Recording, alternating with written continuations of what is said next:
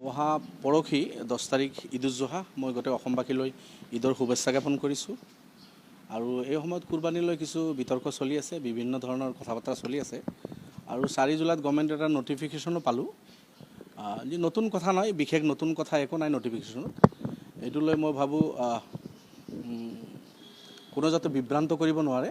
তাতে কুৰবানী যিটো আমাৰ ইছলাম ধৰ্মৰ যিটো কুৰবানী প্ৰথা বা অন্যান্য ধৰ্মতো যিটো বলি প্ৰথা আছে বা ইছলামত আমাৰ কুৰবানী প্ৰথা আছে, 10 তাৰিখে কুৰবানী আমি দি আহিছোঁ, এইবেলিও দিম।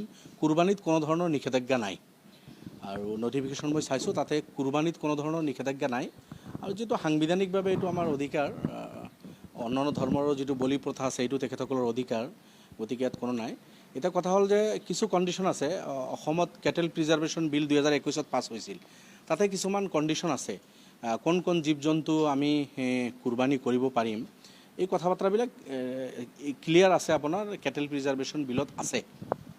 অৰ্থাৎ তাতে কোন জন্তু শ্লটাৰ কৰিব পাৰে এই কথা বতৰাবিলাক উল্লেখ আছে।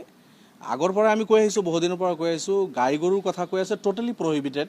এইটোতো সৰ্বভাৰত লেভেলতো আছে। অসমতো যিটো যোৱা বছৰ কেটেল প্ৰিজাৰ্ভেশ্যন বিল আছিল, তাতে গাই গৰুৰ কথা উল্লেখ আছে যে গাই গৰু টোটেলি প্ৰহিবিটেড। সৰু হওক, ডাঙৰ হওক, কাপছ হওক, এইবিলাক চব টোটেলি প্ৰহিবিটেড। আৰু গাই গৰু সাধাৰণতে মানুহে নাকাটেও। গাইজনীয়ে যেতিয়া গাখীৰ দিয়ে, ইমান মৰমত মানুহে পোহে, গাই গৰু সাধাৰণতে মানুহে নাকাটে। বাকী থাকিল অক্স বা অন্যান্য যিবিলাক গৰু আছে, তাৰো এটা বয়সৰ সীমা এটা আছে। সেইবিলাক সীমা বয়স লৈ আপোনাৰ পাৰ্মিশ্যন আছে সেইখিনি। গতিকে মই ভাবোঁ তাত বিশেষ নিষেধাজ্ঞা নাই। যিটো নটিফিকেশ্যন আছে তাতে আছে ইলিগেল কিলিং।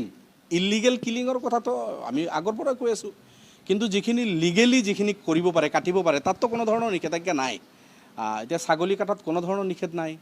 গৰুৰ আপোনাৰ 14 বছৰ উৰ্ধৰ, তাতে কুৰবানী বুলি নহয়, মই এজ এ ৰাউণ্ড দ্য ইয়াৰৰ কথা মই কৈছোঁ। 14 বছৰ বা তাৰ উৰ্ধত যি গৰু আছে, বয়স আছে, মানে বলদ গৰু, ষাঁড় গৰু, গাই গৰু নহয়, তেনেকুৱা গৰু কাটাত ৰাউণ্ড দ্য ইয়াৰ কোনো ধৰণৰ নিষেধাজ্ঞা নাই। আপোনাৰ ছাগলী বা ভেড়া এইবিলাক মানে কাটাৰ কোনো ধৰণৰ নিষেধাজ্ঞা নাই। মহ কাটিবলৈ এই বিলত কোনো ধৰণৰ নিষেধাজ্ঞা নাই। এইবিলাক ইলিগেল কিলিং নহয়। গতিকে এনেকুৱা যাতে এটা মেছেজ নাযায় যে কুৰবানী বন্ধ কৰিছে, কুৰবানী এই বিভ্ৰান্ত কৰি যাতে